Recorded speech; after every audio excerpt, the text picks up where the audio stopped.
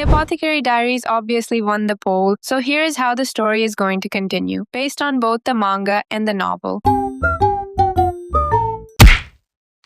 Firstly, the prologue. It's only in the novel and is not drawn in this manga yet.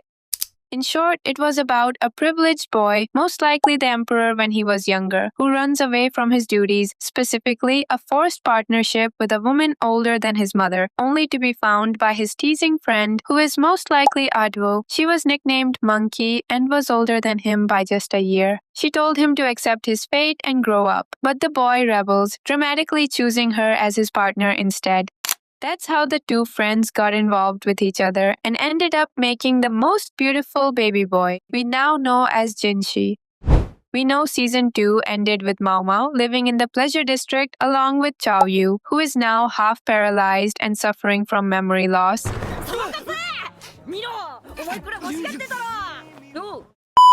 And as for Jinshi, he mostly visited her as a masked gentleman, but unfortunately he couldn't visit her every single day because he was now living as the imperial brother.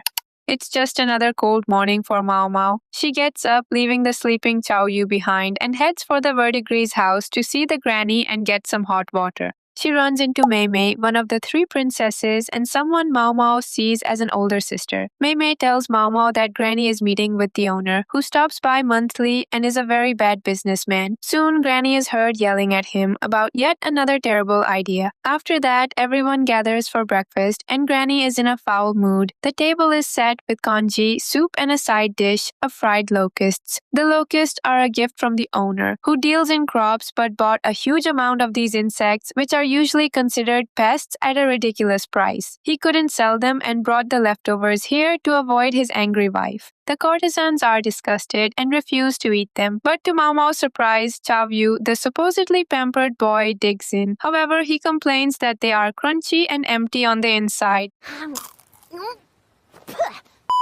Then Granny sends Maomao to the market to buy inexpensive but good quality incense. Ukyou throws a tantrum until she agrees to take him. As they walk through the market, they see stalls selling insects, more specifically locusts. Ukyou loudly says the bug sucks and adds, "Man, so much for the harvest this year." Maomao is startled. When she asks how he knows the harvest will be bad, Ukyou replies, "I just remember hearing that when the bugs are crunchy, it means the harvest will be bad." Now, this was a potential clue about the state of the upcoming crops, and it's a very important plot point. Maomao agrees to buy Ukyou expensive papers and a brush in the hope of jogging his memory. But back at the Verdigrease house, he sets up his shop. His art is surprisingly good, and he is charging a high price for each picture. He's already earned back the cost of the paper. However, Granny shows up, drives off the crowd, and demands a 10% cut of his profits for letting him use her space. Sometimes the amount of reality this story shows is surprising and interesting at the same time. It makes me feel bad for the characters, even though I know they're not real. Though I am so glad Ukyou had Maomao with him, because that evening she warns him, telling him that he has to stay close to the Verdigrease house and not go out alone, even for paper. When he protests, she shows him a woman walking by their cabin, a horribly ruined, noseless woman who is one of the lowest prostitutes there. Maomao warns him that the Pleasure District is a dangerous place, and if people know he has money and wanders alone, he could end up as a lump of meat. He is clearly shaken by the sight of the woman and finally agrees to stay close and go to bed. Next day, Maomao wakes up to find Ukyou already busy, drawing on the paper she bought him. He's using her hidden brush and ink pot, making her annoyed. She picks up a piece of paper and sees a highly detailed, realistic drawing of a bug. It makes her remember her friend Shisui, who also loved drawing insects. You're talented. Oh, thanks. He proudly presents two side-by-side drawings. The first one was the normal locust. The second one was a locust from when there's going to be a bad harvest. The drawings clearly show subtle differences. He says this information came to him in bits and pieces as his memory slowly returns. Maomao realizes this could be a major issue. A plague of locusts could destroy the entire nation's crops, potentially leading to famine. The empire has been lucky, since the current emperor took the throne with no major plagues. but she knows that if a plague were to occur now, right after the emperor executed the Shi clan, many people would see it as a sign of punishment for destroying the clan. Though like always, Maomao tells herself, not my problem, but she is already pulled in by curiosity. In the next scene, Maomao heads to a gloomy, moldy-smelling bookstore that sells popular fiction and erotic books, but also supplies other books to the rear palace. She doesn't expect to find what she's looking for, but then she notices a thick, heavy book sitting on a desk. It's the exact same book she used for research on the elixir of immortality while she was kidnapped by the Shi clan. The shopkeeper tells her that the book was only delivered to the shop yesterday, and the seller might be returning. This proves that the books owned by the Shi clan were now getting sold, and they could have the pesticide for the bugs, since nobody knows the insects and the bugs better than Shisui and her clan. But selling those books could be very illegal, so she starts her investigation, asking Haku to help. He agrees because he's desperate to see Pyrin, so he watches the market for more stolen books, catches a thief, and brings him to Maomao's shop.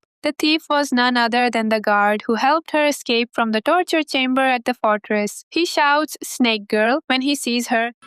Got any salt? Why would I have salt on me? Wait, are you eating? Snake meat, yes.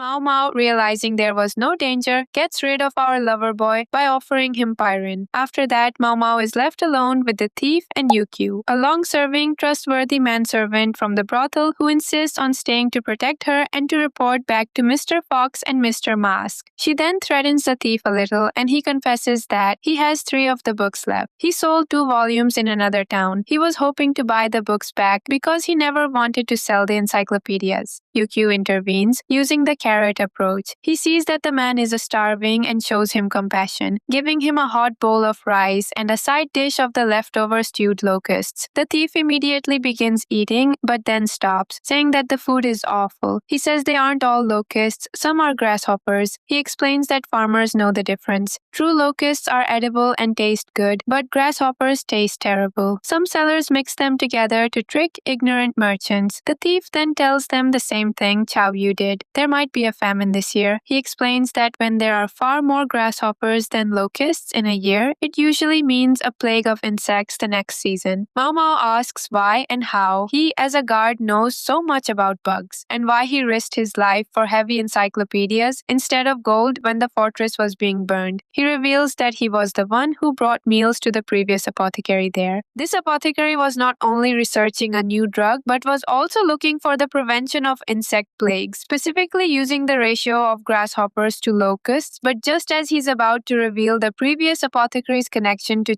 Yu, the boy bursts in, asking for dumplings. The thief looks at him and starts to call him young master, but before he can say the complete word, Maomao quickly grabs some bitter crushed medicine and shoves it into his mouth to stop him from exposing Yu as a surviving member of the Shi clan. Ukyou quickly distracts Yu with the promise of a shoulder ride, preventing him from dwelling on the confused thief. Maomao realizes that she must inform Jinshi about the locust warning and its inherent danger. So the next chapters will have Jinshi visiting her and facing some minor misunderstandings. But for now, that's it for this video. I hope you enjoyed it. Thank you for listening to me. Take care of yourself and goodbye. I don't really wanna hurt you, but I can't control the pain. If you're sticking by my side, maybe we could be okay. Okay, maybe you could be the change.